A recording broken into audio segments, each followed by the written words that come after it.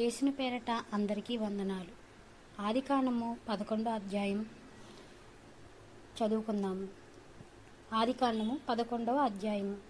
భూమి అంతటా ఒక భాషయు ఒక పలుకును ఉండెను. వారు తూర్పున ప్రయాణమై పోచుండగా షీనారు దేశమందొక మైదానం వారికి కనబడెను. అక్కడ వారు నివసించి, మనము ఇటుకలు చేసి బాగుగా కాల్చుదుము రండని ఒకరితో ఒకడు మాట్లాడుకునేది. రాళ్ళకు ప్రతిగా ఇటుకలను, అడుసులకు ప్రతిగా మెటికలను వారుకుండెను.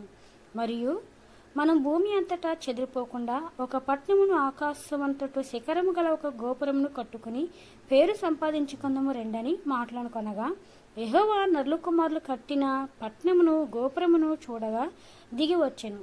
అప్పుడు యెహోవా, ఇదిగో జనం ఒక్కటే, వారందరికీ భాష ఒకటే, వారు ఈ పని ఆరంభించి ఉన్నారు. ఇక మీదట మీరు చెయ్యదలుచు ఏ పనిను చెయ్యకుండా వారికి ఆటంకమేమీ ఉండదు గనక మనం దిగిపోయి వారిలో ఒకని మాట ఒకరిని తెలియకుండా అక్కడ వారి భాషను తారుమారు చేయడం రండని అనుకోను. అలాగూ యెహోవా ఇక్కడ నుండి భూమి అంతటా వారిని చెదరగొట్టెను గనుక వారు ఆ పట్టణమును కట్టుట మానిది. దానికి బాబేలు అని పేరు పెట్టి, ఎందుకనగా అక్కడ యెహోవా భూజనులందరి భాషను తారుమారు చేశాను. అక్కడ నుండి యెహోవా భూమి అంతటా వారిని చెదరగొట్టాను. షేము వంశావళి ఇది. షేము 100 ఏండ్ల గలవాడే జలప్రవాహం గతించిన 2 ఏళ్లకు అర్పక్షదును కనెను. షేము అర్పక్షదును కన్న తర్వాత 500 ఏళ్లు బ్రతి కుమారులు కుమార్తెలను కనెను. అర్పక్షదు 35 ఏండ్లు బ్రతికి షెలేహును కనెను. అర్పక్షదు షెలేహును కన్న తర్వాత 403 ఏండ్లు బ్రతికి కుమారులు కుమార్తెలను కనెను. షెలేహు 30 ఏండ్లు బ్రతికి ఏబేరును కనెను. షెలాహు ఏబేరును కన్న తర్వాత 403 ఏండ్లు బ్రతికి కుమారులు కుమార్తెలను కనెను. ఏబేరు 34 గండ్లు బ్రతికి పెలేగును కనెను. ఏబేరు పెలేగును కన్న తర్వాత 430 ఏళ్లు బ్రతికి కుమారులు కుమార్తెలను కనెను. పెలేగు 30 ఏండ్లు బ్రతికి రాయును కనెను. పెలేగు రాయును కన్న తర్వాత 209 ఏళ్లు బ్రతికి కుమారులు కుమార్తెలను కనెను.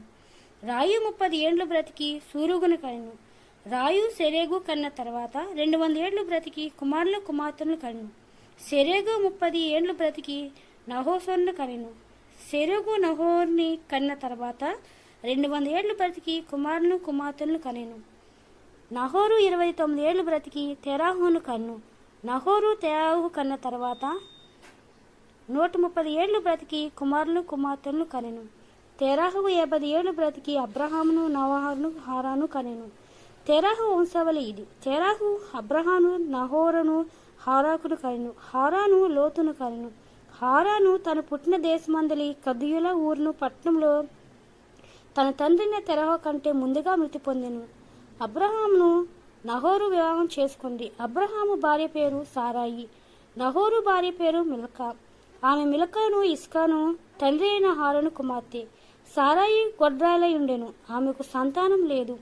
తెరాహు తన కుమారుడగు అబ్రహామును, తన కుమారుని కుమారుడు అనగా హారాను కుమారుడగు లోతును, తన కుమారుడగు అబ్రహాం భార్య అయిన సారాయి అను తన కోడలు తీసుకుని కానానికి వెళ్ళుటకు కల్దీయుల ఊరును పట్టణంలో నుండి వారితో కూడా బయలుదేరి హారాను మాటకు వచ్చి అక్కడ నివసించి తెరాహు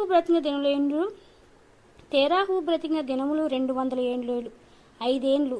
తెరాహు హారాన్లో మృతి పొందెను. ఈ పరిశుద్ధ వాక్యం దేవుడు దీవించబడుగాక.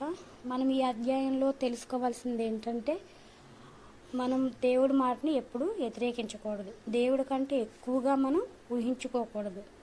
దేవుడికి బాగా తక్కువగానే, మన ప్రజలందరిలో కూడా తక్కువగానే ఊహించుకోవాలి. మనం ఊహించుకొని మనం అంతే దేవుడి కన్నా ఎక్కువగా హెచ్చించుకుంటే గనక దేవుడు మనకి ఎలాంటి పరిమాణాలు చేస్తాడన్నది మనం స్పష్టంగా చూడొచ్చన్నమాట. మనము దేవుడి కంటే ఎప్పుడు కూడా పేరు తెచ్చుకుందాం. దేవుడికి పేరు తెచ్చేటట్లుగా ఉండాలి కానీ మనం ఎప్పుడూను మనమంతటా మనం పేరు తెచ్చేసుకోవాలని ఏనాడు ఉండకూడదు. మనకి ఈ అధ్యాయంలో స్పష్టంగా అర్థమవుతుంది. ఈ వాక్యం అందరూ అర్థం చేసుకోవాలని, విన్న ప్రతి ఒక్కరూ షేర్ చేయమని మనవి చేసుకుంటున్నాను. అందరికీ వందనాలు. ఆమెన్. యేసుని పేరట అందరికీ వందనాలు. ఆదికాండము 11వ అధ్యాయం చదువుకుందాము. ఆదికాండము 11వ అధ్యాయము. భూమి అంతటా ఒక భాషయు ఒక పలుకును ఉండెను. వారు